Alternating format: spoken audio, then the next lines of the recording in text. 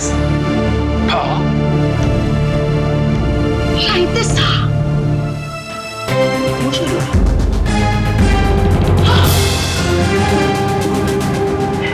လိုင်းသစ္စာနေ မေမေနဲ့မမနဲ့အသိတွေကြားလား တာသူဘယ်လိုခေါ်လိုက်တယ်ဟမ်မမဟာလားအမလေးသားရဲ့ဒါကိုမမလီသူနဲ့မေမေနဲ့ကတက်တူရွယ်တူတငယ်ချင်းတွေအမေအရွယ်ကိုဘာမတော့ ဒါဆိုမေမေနဲ့မမနဲ့တန်ငယ်ချင်းတွေပေါ့ တငယ်ချင်းပါလေရိုးရိုးတငယ်ချင်းမဟုတ်ဘူးတက်လား